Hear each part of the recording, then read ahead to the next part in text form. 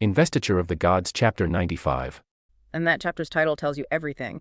Ziya exposes King Zhou's 10 crimes. It's literally the playbook for the final confrontation. It really is a masterclass. Yeah. So our mission here is to figure out exactly how Ziya took this fortress without the citywide carnage you'd expect. It's a shortcut to understanding how the mandate of heaven was won. Both publicly and strategically. Okay, let's unpack this. But before Ziya could really unleash his grand strategy, there was the immediate bloody reality of war to deal with. It kicks off with a really telling event, the death of the Shang envoy, Yin Po-bai. Ziya had him killed, but then what he did next is key, isn't it? It's everything. He ordered the body buried with courtesy. That's the term from the text, Yili an Zhang, on high ground outside the camp. So he kills his enemy, but honors him. It's a calculated move. He's immediately signaling, I am not the tyrant that King Zhou is. I respect dedication even in my enemies. But that kind of courtesy doesn't stop the cycle of vengeance. Not at all, because Yin Po-bai's son, Yin Chengxiu, comes roaring out for a fight. And the text makes a big deal of this. It says for him, it's an unshared hatred, Bugong Basin. Which is more than just being angry about his father's death. Oh, much more. It's a cultural declaration. It means me and my father's killer cannot exist under the same sky. It's a duty. He has no choice. Even if he knows the cause is probably lost? That's the code of the dying dynasty. Filial piety and duty above all else. And what's interesting is that the story actually praises both warriors. It says one fought for the true destiny lord. That's Zhou. And the other fought for the fierce king, the Shang. But, loyalty doesn't always win you the fight. And it didn't here. Jiang Wenhuan was just the better warrior. Yeah, over 30 exchanges and then it was over. Chengxiu was struck down. It's just so tragic. A father and son, both dead, totally loyal to a regime that was, for all intents and purposes, already gone. It's the bloody full stop on the old way of doing things, but the Zhou army couldn't just walk in after that. No, because Chaisha's defenses were still strong. Very. An official named Lu Renji stepped up. He took charge of the city's defense and honestly did a great job. He completely stopped Ziya's first attack cold. And Ziya's reaction to that is also pretty telling. He pulls his troops back, and he actually calls Lu Renji a loyal and fierce gentleman. He respected his opponent. Which tells you two things. First, the city isn't going to fall to just a simple assault. And second, Ziya values loyalty, even when it's aimed at him. Right, and that's the pivot.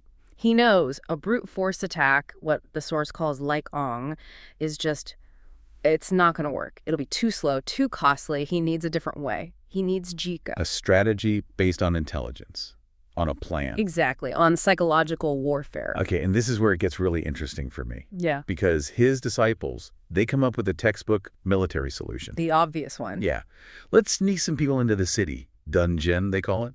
They'll open the gates from the inside for a coordinated attack. I mean, tactically, that makes perfect sense. It's sound tactics, absolutely. But it's a strategic catastrophe if you're trying to build a new dynasty. And Ziya just shuts it down, flat out. Why? Because he's playing the long game. He's thinking about legitimacy. He says a sneak attack would lead to chaos, to slaughter. He's worried it would harm the common people. By Sinki Kanzao Titulu? That's the line. He knew that the people were already suffering so much under King Zhou. The text uses this incredible phrase, their pain reaching the marrow of the bone. Wow. They already hated the king so much they wanted to, quote, eat his flesh and sleep on his skin. So if the Zhou army, the liberators, came in and caused even more bloodshed. Then they're just another group of tyrants. The whole claim to the mandate of heaven, it just vanishes instantly. So it's not just about being a good guy. It's incredibly pragmatic. The people are the prize, but they're also the judge. They are the ultimate arbiters. You have to visibly protect them to earn their trust. And that's what leads to his perfect strategy, his Wang Quan Jise. The proclamation. The proclamation. If he can't break down the walls, he'll turn the city's own heart against its king. So they write up this detailed list of charges, this gaoshu, and then they launch this massive info op. Yeah, they use arrows not to kill, but to deliver a message. Firing thousands of these documents into the city, plastering them on walls, on roofs, in the streets. They wanted maximum exposure. To cause that internal division. Li and Lu. And this document was designed to be devastating. It lists the king's infamous 10 crimes. Okay, so let's break some of these down. It starts pretty broad. It does. It starts with things like being licentious and non-virtuous, killing loyal officials, rejecting good advice, Standard stuff for deposing a king. The high-level political justification. Right. But then it gets personal and very, very graphic. This is the Paoluo and the Chai Pen. The bronzing pillar and the snake pit. And these are key because they were public tortures. Everyone knew about them. It destroyed any faith in the rule of law. If the king can do that to his own ministers in public, what hope does a regular person have? And then it gets even worse. It goes after the family, the core of society. This is the most powerful part. It accuses him of pounding bones and slicing wombs. Just to see a fetus? A kind of horrific, twisted curiosity. And then the final accusation, taking the kidneys of young boys. When you start accusing a ruler of attacking children, it's over. The debate is no longer about politics. It's about who is fundamentally human and who is a monster. And Ziya frames the whole invasion as an act of heaven, Feng Tiantaozi. We're here to punish the sole dictator, the Dufu. And to save the people, who are described as hanging upside down. A state of total distress. So the ultimatum is simple. Surrender the city now, Suxian Ducheng, or risk everything being destroyed. This idea of jade and stone burning together. Where everyone perishes, the good and the bad. And it landed like a lightning bolt. The effect was immediate. Instantaneous. The text says the soldiers, the citizens, everyone declared Ziya's actions upright and fair, Jiang. King Zhou was now officially a corrupt ruler. The public mood didn't just shift, it exploded. A riot that couldn't be controlled. Minbian Nanji. The king was defeated by a piece of paper before a single Zhou soldier set foot inside the city. And at the third watch, around 3 a.m, the gates burst open. The military, the city elders, the people, they throw the city open and declare they're welcoming the true Lord. An overthrow from within, all started by a message. Which brings us to the next critical phase. Winning the city with words is one thing. Now Ziya has to prove he means it. His entry into Chaosh. This was pure performance art of good governance. He enforces absolute ironclad discipline. He only lets 50,000 troops in, right? Mm-hmm. To control the chaos. And they're under threat of immediate execution if they step out of line. The order is to enter slowly, riding with reins tight. And the most important rule. No looting. No random killing. Do not take civilian property. It's the polar opposite of what everyone would have expected from a conquering army. And the results. The people were as secure as before by Singongdarugu. The army moves in, takes its positions at the Meridian Gate, and there's order. The proclamation wasn't just talk. The Zhou conduct proved it. This, of course, leads us to the final showdown. The final confrontation. King Zhou is, of all things, drinking with his concubine Daji when he hears the noise. He realizes it's all over. But he doesn't surrender. No, he chooses defiance. He gets his last few loyalists together, including that tough defender, Lu Renji, and they agree to one last desperate fight. Bei Chengzhi Xizhan.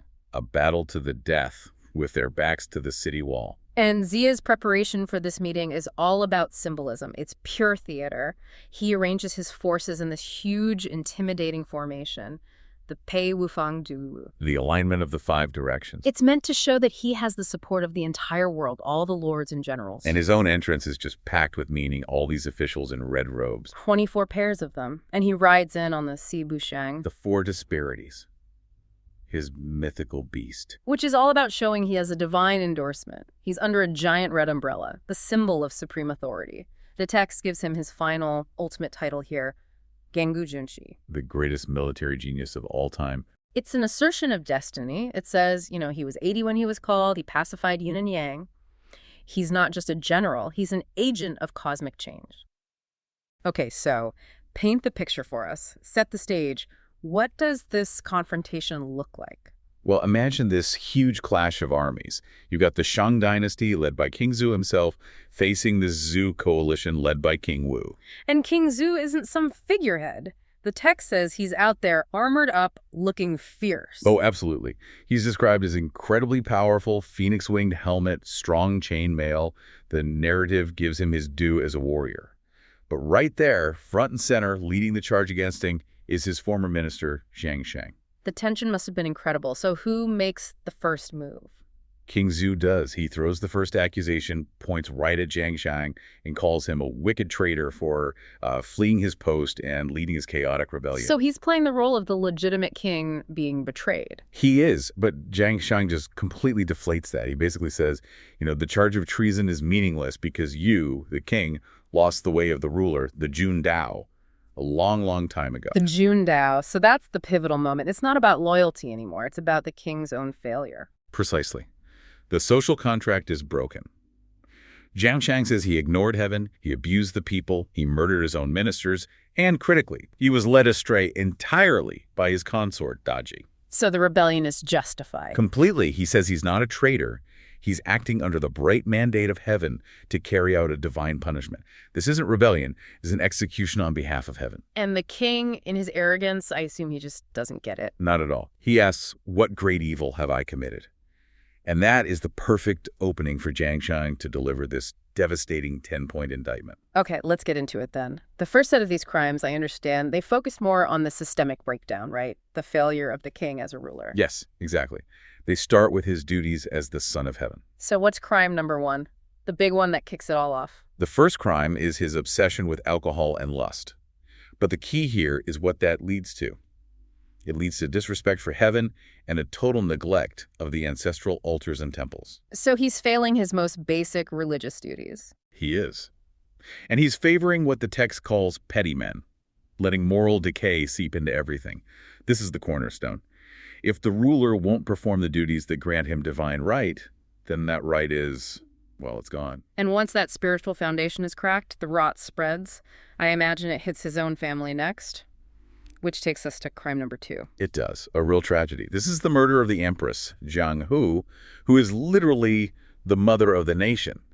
Jiang accuses the king of listening to Daji's slander and having the empress violently executed. And the details are pretty horrific from what I remember. They're meant to be shocking. He ordered her eyes carved out and her hands scorched on a burning pillar. Yeah. This wasn't just murder. It was an act designed to destroy the fundamental moral order of the court itself. Wow. That's unbelievable cruelty. And the destruction of his own family doesn't even stop there, right? That leads directly to the third crime. Exactly. The eradication of the future. Based on really flimsy slander, he orders the execution of his own son, the crown prince. That's dynastic suicide. It is. By doing that, he shows he has no regard for the nation's future, and he's basically forgotten his own ancestors. He only cares about his own corrupt, immediate desires, not the Shang lineage. Okay, so he's failed heaven, he's failed his wife, he's failed his heir. Where does the destruction go next? Outward, to the government itself. Outward. To the very ministers meant to advise him. And the fourth crime is all about the systematic purge of loyal, elderly ministers. And these weren't just any officials. Why were these men so important? Well, Jiang lists figures like Big An, Shang Rong. These were revered, loyal statesmen. Killing them with torture devices like the burning pillar, it wasn't just murder, it was erasing institutional memory. You're killing the state's wisdom. Yes. You're signaling to everyone that loyalty and experience mean nothing. And Jiang's conclusion is stark. The proper relationship between ruler and subject is, at this point, severed. It's gone. And if the ministers are gone, the feudal lords have to be wondering if they're next. This has to be the fifth crime. It is. Crime 5 is the total betrayal of the trust that holds the empire together. The king uses deceit to lure the eastern and southern marquises to the capital, and then he just has them executed. The ultimate violation of the feudal contract. Absolutely. And the text is, again, very visceral. One of them is dismembered and pickled, the other is beheaded. By doing this in such a treacherous way, he lost all credibility with the regional rulers. The trust is gone. So these first 5 crimes, they really established the political and, I guess, the legal right to revolt. But the next 5, they go somewhere else entirely, don't they? They do. The list shifts. It moves from failures in governance to just absolute personal depravity, the kind of acts that make rebellion a moral necessity for all of humanity. Let's talk about crime 6 then. The creation of these, I mean, they're basically instruments of torture for his own amusement. It's just chilling. He introduces the infamous paolo, the burning copper pillar, and the chapin, the snake pit, where he'd have palace women thrown. And these weren't for justice, or what he called justice. Not at all. They were to silence dissent and, frankly, to satisfy the sadistic curiosity of him and Daji. Jiang says this cruelty was on such a scale that heaven and earth wept. And to fuel all of this, all these monstrous projects, you need money. Which brings us to crime 7. Total financial collapse, all rooted in this unbelievable extravagance. You have massive state projects like the beer terrace, which just drain the treasury, and of course the legendary alcohol pools and meat forests. So it's extreme luxury at the top, and what about at the bottom? Extreme exploitation. The wealthy could pay to get out of military service, but the poor, they faced mandatory conscription. The king's luxury was literally paid for with the blood and sweat of his people. From financial ruin, we move to crime 8, which feels even more personal. This is about the total collapse of ethics inside the palace walls. It's a key point. King Zhou is accused of a total loss of shame. He tricks a loyal official's wife, Jiya, to the star-picking tower where she's forced to commit suicide.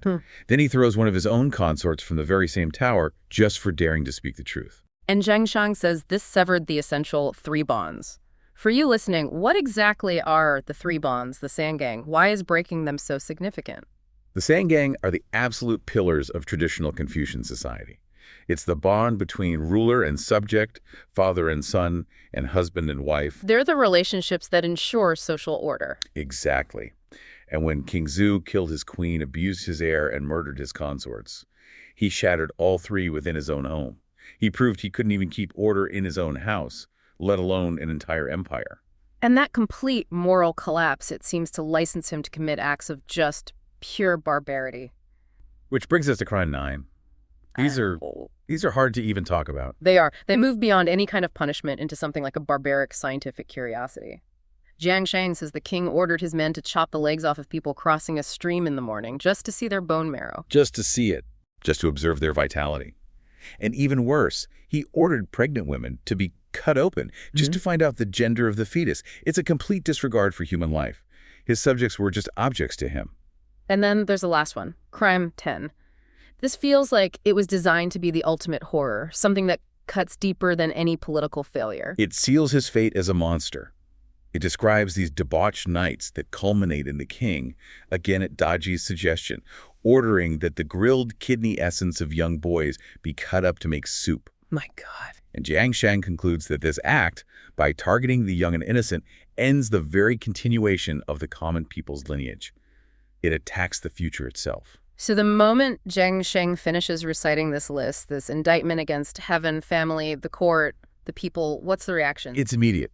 The 800 marquis who are gathered there, they just roar in unison. We wish to execute this unprincipled, debauched ruler. The justification has been publicly ratified. And the battle erupts. It becomes about personal vengeance. Immediately.